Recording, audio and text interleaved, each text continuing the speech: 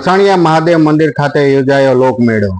લખતર તાલુકા મથકથી 20 કિમી દૂર આવેલા તલસાણા ગામ સીમમાં તલસાણિયા મહાદેવ પૌરાણિક જગ્યા આવેલી છે, જ્યાં હાલની મહાદેવનું શિખરબંધ મંદિર આવેલું છે। ત્યાં આ તલસાણા મહાદેવજીની જગ્યા અષાઢ વદ અમાસના દિવસે લોકમેળાનું આયોજન કરવામાં આવે છે। ત્યારે આજે અષાઢ વદ અમાસના દિવસે યોજાયેલ લોકમેળા દરમિયાન તલસાણા ગામના તાલુકદાર દ્વારા તલસાણિયા મહાદેવ મંદિર શિખર ઉપર ધ્વજારોહણ કરવામાં આવ્યું હતું।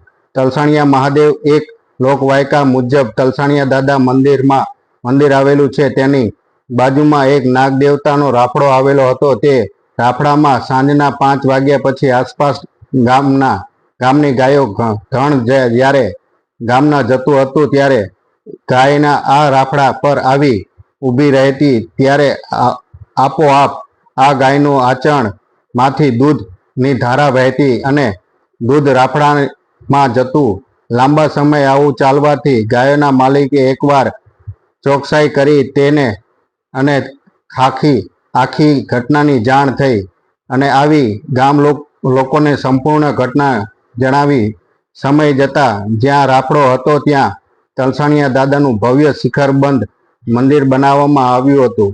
આ તલસાણિયા દાદાની જગ્યા અષાઢ વદ અમાસના દિવસે લોક મેળાનું આયોજન કરવામાં આવે છે। ત્યારે લગભગ 101 વર્ષથી વધુ સમયગાળા મેળાનું આયોજન થતું હોવાનું જાણકારો કહી રહ્યા છે।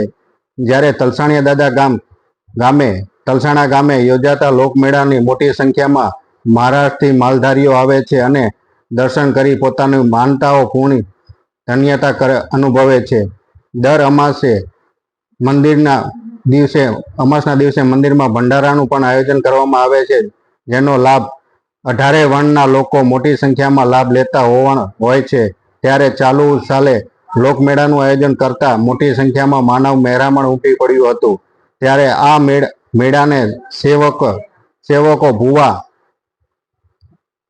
મેલાભાઈ, દેવાભાઈ, સરપંચ કિરીટસિંહ રાણા, તાલુકદાર જયપાલસિંહ રાણા, દેવાભાઈ ગુગાભાઈ ભુવા ભરવાડ, નવગણભાઈ હીરાભાઈ ભુવા સુરત, હિતેશભાઈ હનુભાઈ ભુવા ભાવનગર સેવા આપી અને લોકમેળાનું આયોજન કરવામાં આવ્યું હતું। દેવાભાઈ ધોળાભાઈ ભુવા, મારું ગામ તલસાણા, હાલ રહેવાનું વડોદરા।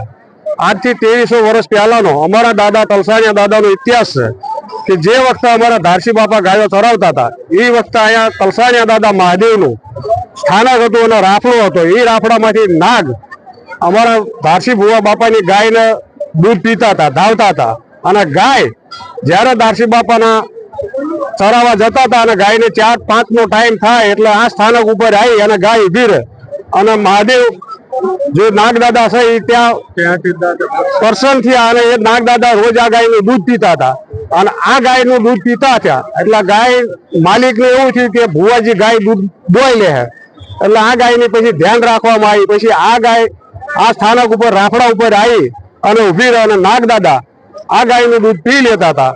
પછીથી અહીંયા દાદા પર્સન થયા, એ પછી અહીંયા દાદાનું અમારા પરિવારે મંદિર બનાવ્યું અને આજથી 2300 વર્ષ પહેલા નું આ સ્થાનક છે તલસાણિયા મહાદેવનું। અને આજે અહીંયા દરેક રાજ્યમાંથી 18 વરણ એમાં માલધારી બોળો સમાજ અહીંયા દાદાના પરચામાં આવે છે પ્રસંગે અને દાદાના 9 દિવસ જે નવરાત્રીનો નોરતા કરવામાં આવે છે એમાં ભુવાજી ખાલી પાણી ઉપર ઉપવાસ કરે છે, કોઈ પણ જાતનું ફળ ફળાદ કઈ લેવામાં આવતું નથી। આજથી 2300 વર્ષ પહેલાનો આ ઇતિહાસ પરંપરાગત ચાલ્યો આવે છે અને દર અમાસે અહીંયા રસોડું રાખવામાં આવે છે, 18 વર્ષને જમાડવામાં આવે છે। જય તલસાણિયા દાદા। મારું નામ રઘુભાઈ વિયાભાઈ ભુવા, ગામ તલસાણા। આ અમારો પરંપરાગત ઇતિહાસ છે દાસી બાપાનો 2300 વર્ષથી। આ અમારે દાસી બાપાને દાદા પસંદ થયેલા તલસાણિયા દાદા, તે દિવસથી અમે અહીંયા ભુવા પરિવાર બધા 18 વરણ માનવી છીએ અને બધા વરણની અમારી અહીંયા આસ્થા છે, પરંપરાગતથી માનવી છીએ અને દાતી બાપાનો ઇતિહાસ છે અને આ બહુ આસ્થાનો શ્રદ્ધાનો વિશ્વાસ છે બધાને અને આ બધા આવી છે અને માનવી છીએ।